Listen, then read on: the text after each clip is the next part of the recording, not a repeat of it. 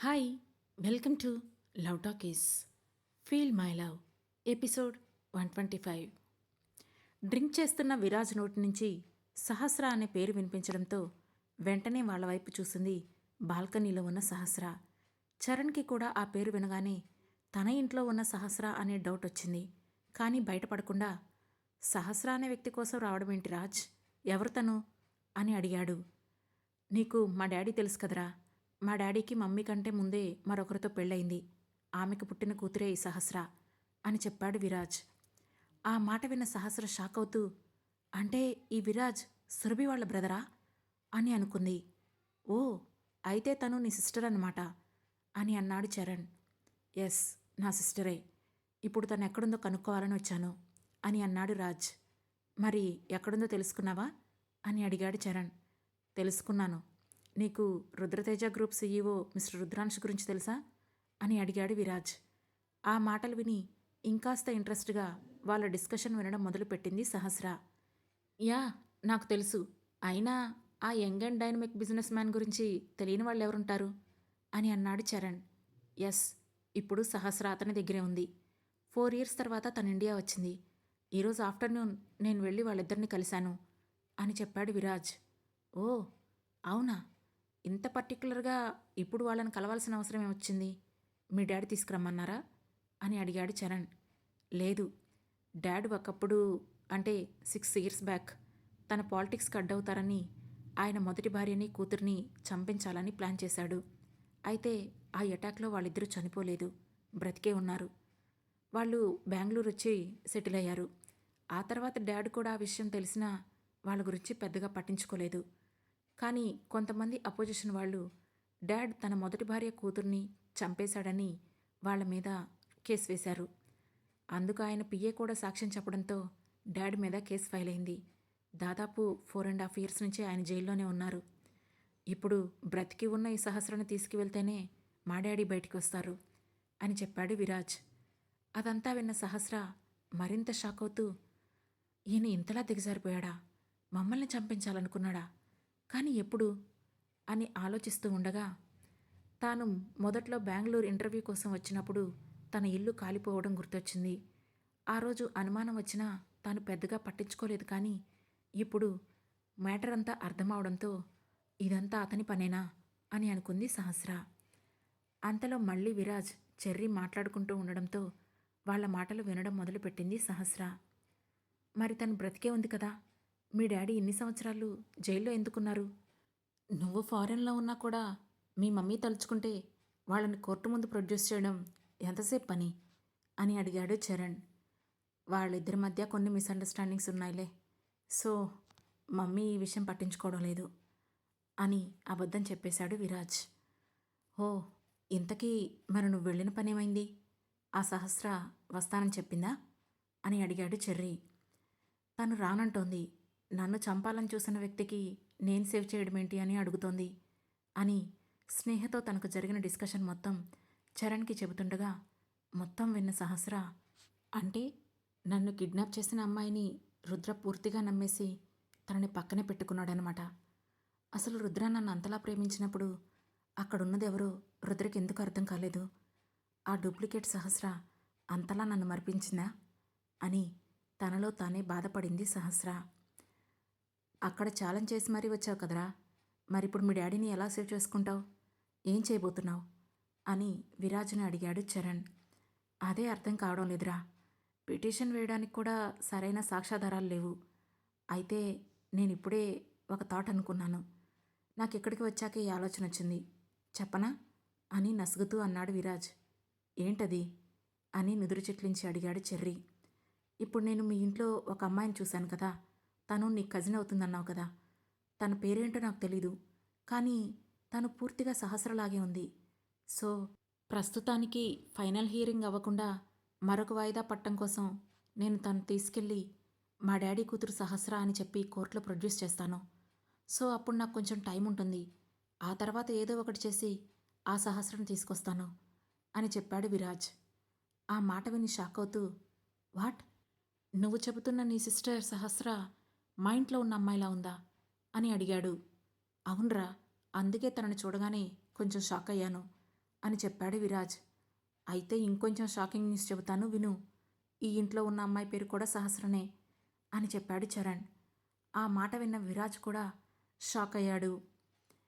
వాళ్లకు అప్పటి వరకు ఎక్కిన మత్తు పూర్తిగా వదిలిపోయినట్లు అనిపించింది. అప్రయత్నంగా చరణ్ బాల్కనీలో ఉన్న సహస్ర వైపు తలెత్తి చూశాడు. ఆ చూపును అనుసరించి విరాజ్ కూడా పైకి చూశాడు. అక్కడ కళ్ళ నిండుగా నీళ్లతో వాళ్లనే చూస్తూ నుంచుంది సహస్ర. ఆమెను చూసిన చరణ్, మిస్ సహస్ర, ఎందుకు అక్కడే నిలబడిపోయారు? కిందకి రండి అని పిలిచాడు. ఆ మాటతో సహస్ర కిందకు దిగి వచ్చేసింది. ఆమెను చూస్తూనే చైర్ చూపించాడు చరణ్. అందులో కూర్చుంది సహస్ర. మేం మాట్లాడుకునేదంతా మీరు విన్నారా అని అడిగాడు విరాజ్. అవును అన్నట్లు తల నిలువుగా ఊపింది సహస్ర. ఇప్పుడు చెప్పండి, మీ పేరు సహస్రనా? నిజమేనా అని ఎగ్జైటింగ్గా అడిగాడు విరాజ్. నా పేరు సహస్రనే, అండ్ మీరు చెబుతున్న మినిస్టర్ కూతురు సహస్రని కూడా నేనే అని కూల్గా చెప్పింది సహస్ర. ఆ మాట వినగానే పక్కనే బాంబు పడ్డట్లు బెదిరిపోయి విరాజ్, చెర్రీ మరింతగా బిగుసుకుపోయారు. వాళ్ళిద్దరూ తనని నోరు తెరుచుకొని అలాగే చూస్తుండేసరికి ఇబ్బందిగా కదిలింది సహస్ర. ఏం మాట్లాడుతున్నారు మీరు? సహస్ర మీరైతే మరి అక్కడ రుద్ర దగ్గర సహస్రగా చలామణి అవుతుందెవరు అని అనుమానంగా అడిగాడు విరాజ్. తనెవరో నాకు తెలీదు అని చెప్పింది సహస్ర. ఇంతలో విరాజ్ ఏదో మాట్లాడబోతుండగా, ఒక్క నిమిషం ఆగరా అని చెప్పి సహస్ర వైపు చూసి, సహస్ర, మీరిందాక విరాజ్ వచ్చే ముందే మీ గురించి చెప్పబోయారు కదా, ఇప్పుడు చెప్పండి, అసలు మీరు ఆ రోడ్డు మీద అలా ఎందుకు పడిపోయి ఉన్నారు? చూస్తుంటే మీరిప్పుడున్న లుక్ కూడా మీ ఒరిజినల్ లుక్లా అనిపించడం లేదు. Something is fishy. అసలు మీరెవరు? మీరుండాల్సిన ప్లేస్లో మరొక అమ్మాయి ఎందుకుంది అని అడిగాడు. ఆ మాటతో ఒక్కొక్కటిగా తన జీవితంలో జరిగిన విషయాలన్నింటినీ చెప్పుకొచ్చింది సహస్ర. అంతా విన్నా విరాజ్, చెర్రీలకు ఆమె జీవితంలో ఎదుర్కొన్న ఒడిదుడుకులన్నీ తెలిసేసరికి దిమ్మ తిరిగిపోగా చెరో ఫుల్ బాటిల్ పైకెత్తారు. వాళ్లను చూసి సహస్ర ఇబ్బందిగా అక్కడి నుంచి లేచి వెళ్ళిపోతుండగా, హలో మిస్, కూర్చోండి. మీరు చెప్పింది విన్నాక ఇంతకు మించి డబల్ తాగినా మాకెక్కేలా లేదు అని అన్నాడు చరణ్. ఆ మాటతో వాళ్ళకి కాస్త దూరంగా చైర్ జరుపుకొని కూర్చుంది సహస్ర. ఆమెను చూస్తూ, అంటే ఇప్పుడు నీ ప్లేస్లో అక్కడుంది ఫేక్ సహస్ర, అంతేనా? మరి మీరు అదే విషయం రుద్రతో చెప్పొచ్చు కదా అని అన్నాడు చరణ్. చెబితే వాళ్ళు నా కూతుర్ని ఏమైనా చేస్తారు అని అంది సహస్ర. అలా నీ కూతురు కోసం భయపడే కదా నువ్వు 4 సంవత్సరాల పైన అతనికి దూరంగా ఉన్నావు. ఇప్పుడు అదంతా ఫేక్ అని తేలిపోయింది కదా, మళ్ళీ ఎందుకు భయపడుతున్నావు అని అడిగాడు విరాజ్.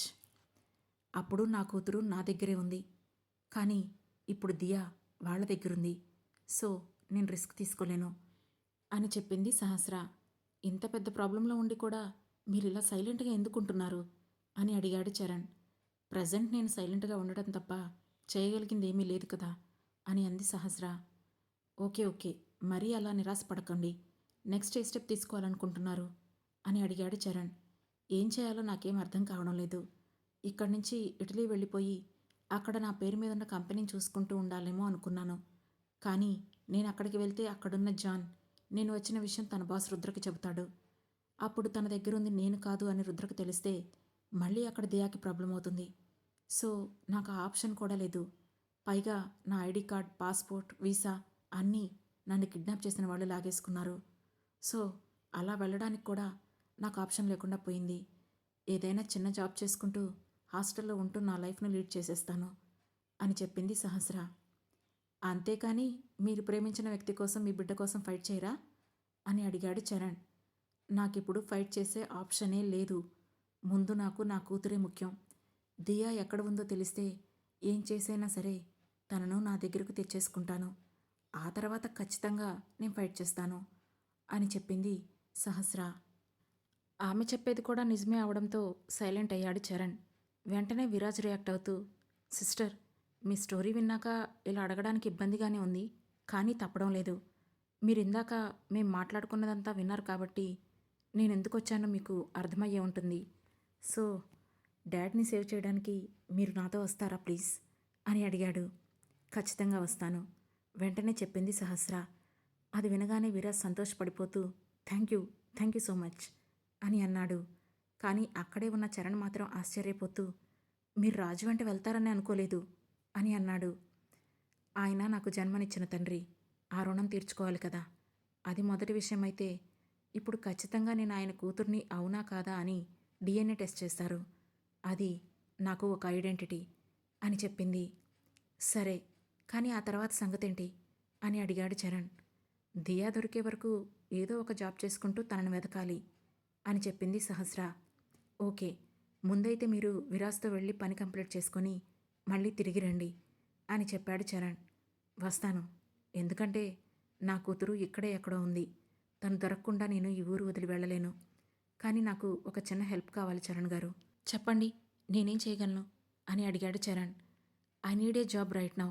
సో మీకు కుదిరితే ఏదైనా జాబ్ అంటూ సగంలో ఆగిపోయింది సహస్ర. ఆ మాటలు విన్న విరాజ్, మమ్మీ డాడీ సంపాదించిన కోట్ల ఆస్తికి వారసురాలు తనే. ఇటలీలో ఒక కంపెనీ కూడా ఉంది. అలాంటిదిప్పుడు తను మరొకరిని జాబ్ అడగాల్సి వస్తుంది అని తనలో తానే అనుకున్నాడు. ఇక ఆమె మాటలకు, సరే తప్పకుండా జాబ్ చూస్తాను. లుక్ రాజ్, తనని తీసుకొని వెళ్ళడమే కాదు, జాగ్రత్తగా తీసుకొచ్చి నాకు అప్పగించడం కూడా నీదే బాధ్యత అని చెప్పాడు చరణ్. ఆ మాట విన్న రాజ్, తనిప్పుడు నీ బాధ్యత మాత్రమే కాదురా, నా బాధ్యత కూడా. తను నా సిస్టర్, సో జాగ్రత్తగా తీసుకొస్తాను అని చెప్పాడు. వాళ్ళిద్దరూ తనకు సపోర్ట్ అవడంతో ముందు రోజు వరకు చనిపోవాలనుకున్న సహస్రకి కాస్త రిలీఫ్గా అనిపించింది. ఇంతలో విరాజ్ మొబైల్ తీసి ఓ కాల్ చేయబోతుంటే, ఇప్పుడెవరికి రాజ్ అని అడిగాడు చరణ్. సురభికి కాల్ చేస్తున్నాను, తనకి ఈ సహస్ర సిస్టర్ గురించి చెప్పాలి అని అన్నాడు విరాజ్.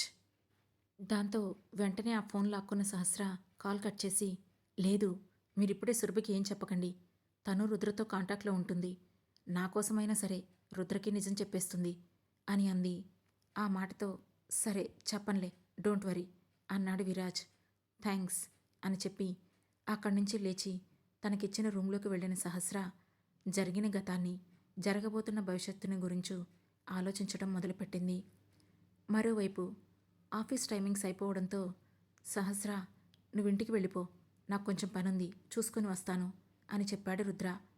ఆ మాట విన్న స్నేహ, ఈ రుద్ర ఎక్కడికి వెళ్తున్నాడు అని మనసులో అనుకుంటూనే, అదేంటి రుద్ర, నీకింకా హెల్త్ సెట్ అవ్వలేదు కదా, ఓవర్ టైం వర్క్ చేయడం ఎందుకు, మనం ఇంటికి వెళ్దాం, ఏమైనా ఉంటే తర్వాత చూసుకోవచ్చు, నువ్వు మెడిసిన్స్ కూడా వేసుకోవాలి కదా అని అంది స్నేహ. పర్లేదు, ఆ టైంకి వచ్చేస్తానులే రిషి, తన ఇంటి దగ్గర డ్రాప్ చేసి నువ్వు వెళ్ళిపో అని చెప్పాడు రుద్ర. తనకు నేను లిఫ్ట్ అంటూ రిషి వెంటనే అబ్జెక్ట్ చేయబోయాడు. చెప్పింది చేయి రిషి సీరియస్గా అన్నాడు రుద్ర. దాంతో ఇక మరో మాటకి అవకాశం లేకపోవడంతో ఓకే అంటూ ముందుకు వెళ్ళిపోయాడు రిషి. ఇక తప్పదన్నట్లు అతని వెనకే బయలుదేరింది స్నేహ. కారులో వెళ్తుండగా రిషి చాలా సైలెంట్గా డ్రైవ్ చేస్తుంటే పక్కనే కూర్చున్న స్నేహ, ఏంటి రిషి అంత సైలెంట్గా ఉన్నారు, ఏదైనా మాట్లాడొచ్చు కదా అని అడిగింది. ఇందాక మనీషా ఫోన్ చేసింది, నన్ను యూఎస్ వచ్చేయమంటుంది, వెళ్ళనా అని డైరెక్ట్గా అడిగాడు రిషి. ఆ మాటతో, అదేంటి నన్ను అడుగుతున్నారు, నీకు ఇష్టముంటే వెళ్ళండి లేదంటే లేదు అని అంది స్నేహ.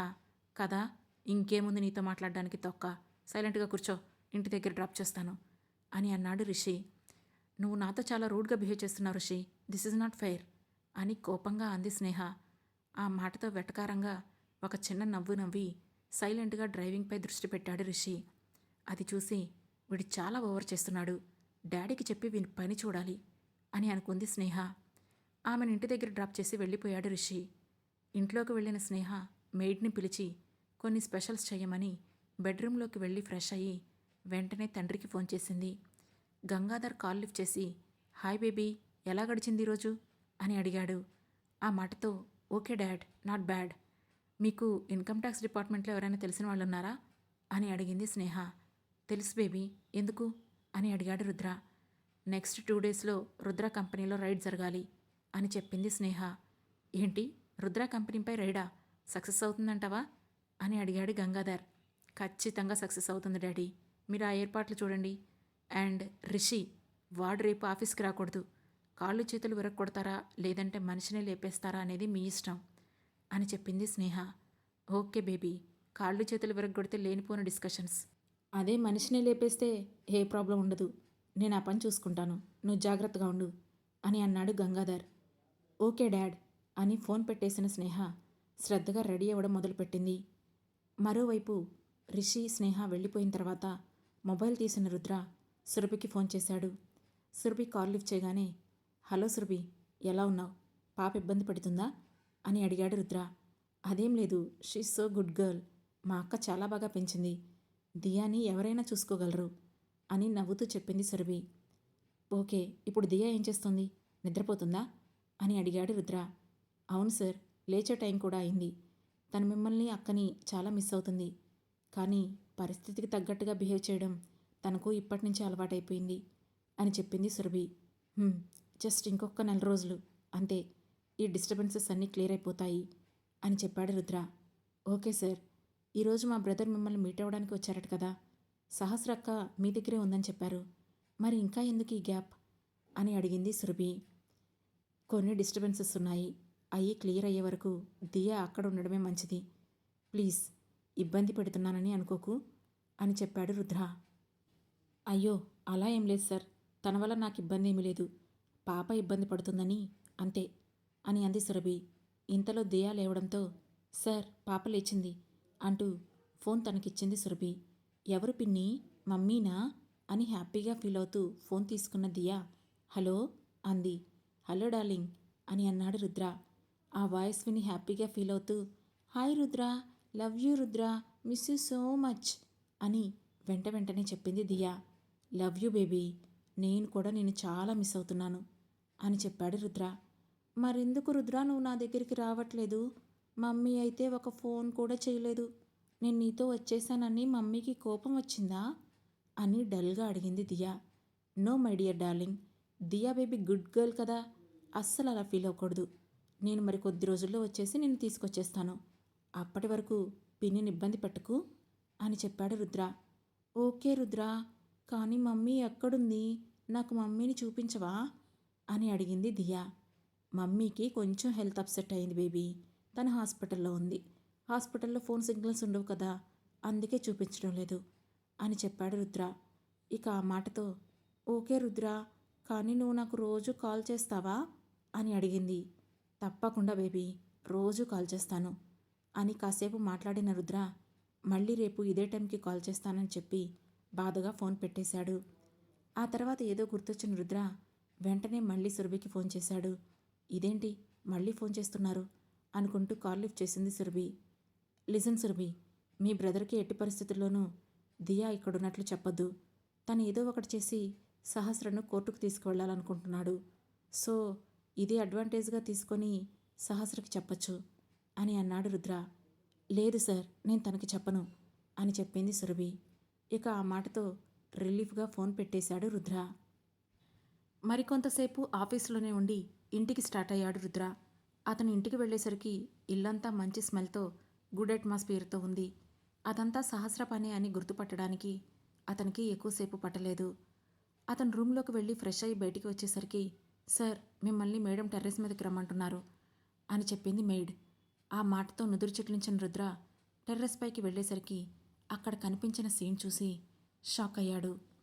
ఆ తర్వాత ఏం జరగబోతుంది? విరాజ్ చరణ సహాయంతో సహస్ర తన ఐడెంటిటీని ప్రూవ్ చేసుకుంటుందా? దియా ఎక్కడుందో తెలుసుకుంటుందా? ఈ ప్రశ్నలకు సమాధానాలు తెలుసుకోవాలంటే వెంటనే మన లవ్ టాకీస్ ఛానల్ సబ్స్క్రైబ్ చేసుకొని ఫీల్ మై లవ్లోని నెక్స్ట్ ఎపిసోడ్ను వినండి. మా ఈ కథ మీకు నచ్చినట్లయితే లైక్ చేసి, షేర్ చేసి, కామెంట్ చేసి, అలాగే హై పాయింట్స్ కూడా ఇచ్చి మమ్మల్ని సపోర్ట్ చేయండి. Thank you.